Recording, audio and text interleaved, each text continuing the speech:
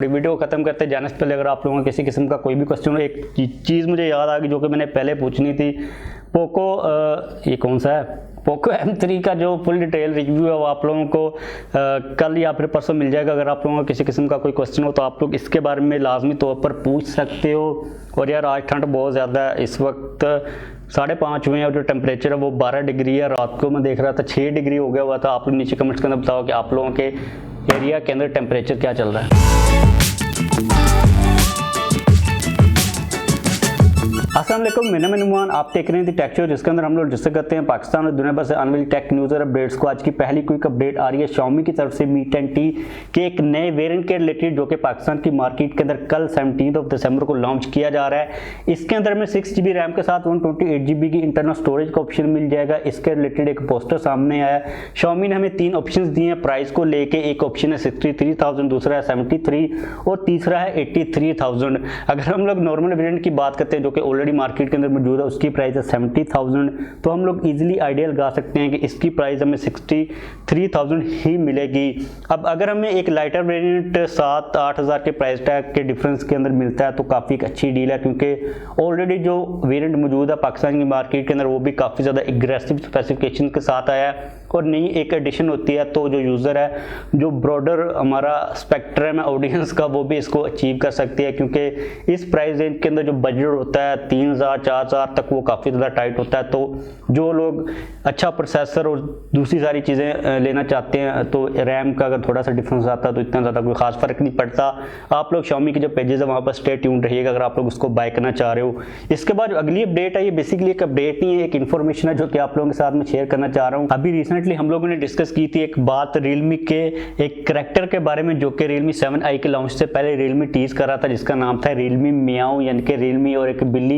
इसके बारे में आप लोगों की तरफ से मुझे एक इंस्टाग्राम के ऊपर मैसेज आया था कि ये क्या चीज़ है। तो यार बेसिकली ये एक Realme का करैक्टर है, ये कोई प्रोडक्ट नहीं है। मतलब कि इन लोगों ने एक बिल्ली टाइप कोई करैक्टर डिज़ाइन किया है। ये बेसिकली टोटली तौर पर इनकी मार्केटिंग के लिए, यानी कि ये अपनी प्रोडक्ट्स के अंदर इसको प्लेस किया करेंगे, यानी कि मार्केट किया करेंगे उसको। इसके स्टिकर्स आया करेंगे, मतलब किसी भी चीज़ के ऊपर ये चिपका दिया करेंगे, यानी कि एज अ मार्केटिंग मटेरियल इन लोगों ने इसको इंट्रोड्यूस करवाया। और मुझे नहीं पता कि चाइना के अंदर कोई बिल्ली की क्या अहमियत है, लेकिन Realmeow ये उसी से निकला है, तो ये कोई बेसिकली प्रोडक्ट बिल्कुल भी नहीं है।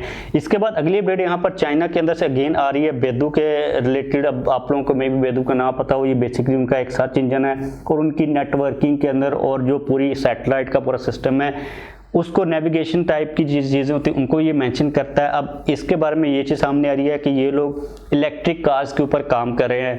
अब ये न्यूज़ को इतनी खास इंपॉर्टेंट नहीं है, इसके साथ ये भी चीज़ रिपोर्ट की जा रही है कि ये लोग ड्राइवरलेस कार्स के ऊपर भी काम कर रहे हैं। और इनका जो नेविगेशन का नेटवर्क है, कुछ केसेस के ऊपर मैंने ये न्यूज़ सुनी है कि गूगल का जो गूगल मैप्स है या फिर नेविगेशन का पूरा सिस्टम है उसके कंपैरेटिवली ये जो बेदू है ये काफ़ी ज़्यादा एक्यूरेट है। तो अगर हमें ये ड्राइवरलेस या फिर ऑटोनोमस कार्स के अंदर मिलता है तो काफ़ी एक अच्छी एडिशन हो सकती है।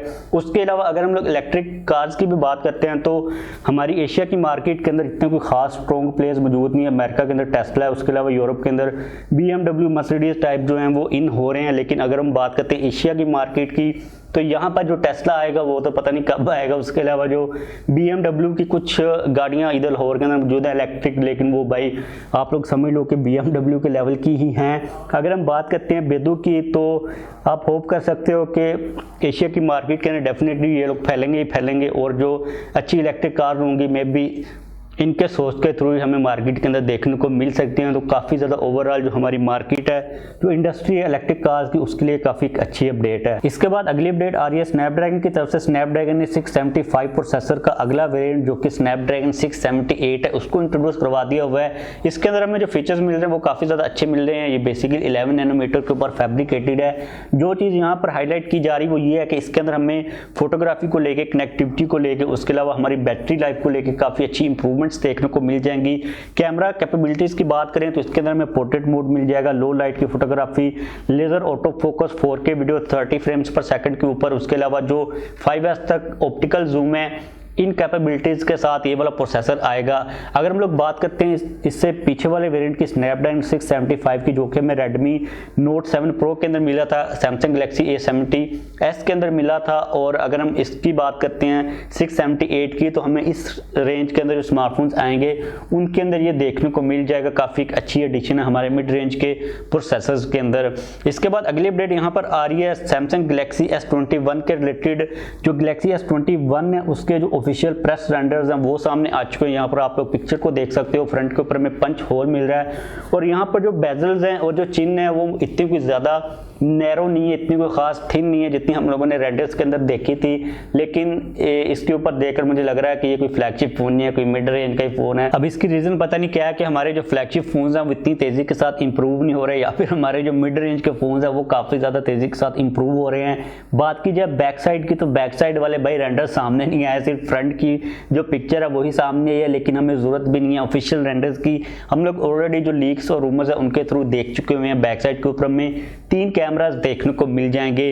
अभी 1 महीने से भी कम रह गया हुआ S21 सीरीज को लॉन्च होने के लिए, और ये चीज़ भी रिपोर्ट की जा रही है कि S21 अल्ट्रा को छोड़कर दूसरे जो 2 वेरिएंट्स होंगे उनके अंदर बैक साइड के ऊपर में प्लास्टिक का पैनल मिलेगा, जो कि डिसअपॉइंटिंग चीज़ लग रही है। पता नहीं सैमसंग की साइड के ऊपर जा रहा है, लेकिन जो रूमर्स आ रहे हैं भाई वो काफ़ी ज़्यादा एग्रेसिव टाइप के आ रहे हैं। इसके बाद अगली अपडेट आ रही है Huawei की तरफ से। तो Huawei ने फाइनली Realmeow का 2.0 बीटा वर्जन पब्लिक के लिए जो डेवलपर्स हैं उनके लिए लॉन्च कर दिया हुआ है। अगर बात करें तो ओवरऑल तो ये जितने भी Huawei के फ़ोन्स आ रहे हैं EMUI 11 के साथ उनके अंदर इसकी सपोर्ट मिल जाएगी, यानी कि जो Harmony 2.0 होगा। लेकिन अगर हम लोग बीटा वर्जन की बात करते हैं तो यहाँ पर कुछ स्पेसिफिक फ़ोन्स हैं जिनके अंदर आप लोग इसको इंस्टॉल करके टेस्ट कर सकते हैं। अगर आप लोग कोई डेवलपर हो तो आप लोग जो डेवलपमेंट टाइप हो वो कर सकते हो।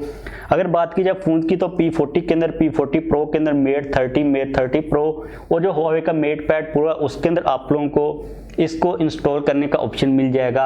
अगर आप लोग इंस्टॉल करना चाह रहे हो तो आपको जो लिंक है मैं नीचे प्रोवाइड कर दूंगा, लेकिन जो लिंक है वो चाइनीज़ के अंदर है, क्योंकि इनिशियल तौर पर इन लोगों ने सिर्फ चाइना की मार्केट को टारगेट किया है, वहाँ के जो डेवलपर्स हैं उनके लिए। लेकिन अगर आप लोग ट्रांसलेशन टाइप करके कुछ करके डाउनलोड करना चाह रहे हो तो आप लोगों को नीचे लिंक प्रोवाइड कर दूंगा। इसके अलावा जितनी भी अभी तक अपडेट्स आई हैं Harmony के रिलेटेड वो मैं काफ़ी दफ़ा पहले कवर कर चुका हूँ डिफरेंट वीडियोज़ के अंदर, लेकिन मैं सोच रहा हूँ कि एक पूरी डेडिकेटेड वीडियो इसके ऊपर बनाऊँ जिसके अंदर हम लोग सिर्फ जितनी भी चीज़ें अभी तक हमें पता चली हैं Harmony के रिलेटेड उनको डिस्कस कर लें। आप लोग इस चीज़ के बारे में क्या सोचते हो नीचे कमेंट लाजमी तौर पर कीजिएगा।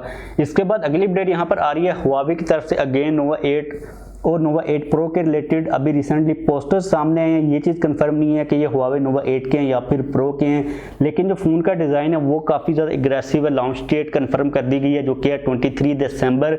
चाइना के अंदर इसको निश्चित तौर पर लॉन्च किया जाएगा। उसके अलावा अगर हम बात करते हैं डिज़ाइन की तो हमें फ्रंट के ऊपर कर्व डिस्प्ले देखने को मिल रहा है, साथ में डुअल पंच होल है और जो डिस्प्ले है भाई वो काफ़ी ज़्यादा एग्रेसिव नज़र आ रहा है। अगर हम बात करते हैं स्पेसिफिकेशंस की तो पोस्टर के ऊपर स्पेसिफिकेशंस को भी मेंशन किया गया। इसके अंदर हमें व्लॉग मोड मिल जाएगा, 120 हर्ट्ज का रिफ्रेश रेट होगा, 66 वाट की फास्ट चार्जिंग सपोर्ट होगी, 5G के साथ ये आएगा।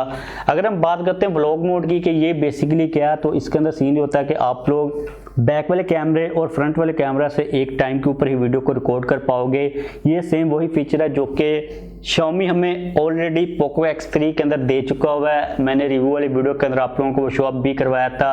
भाई जो Xiaomi है वो आप लोग आइडिया लगा लो कि Huawei अपने किसी फ़ोन के अंदर इस वक्त हमें फीचर दे रहा है और ये Huawei की काफ़ी अच्छी सीरीज़ है, और Xiaomi, Poco, Redmi भाई किसी को नज़दीक भी नहीं लगने दे रहे।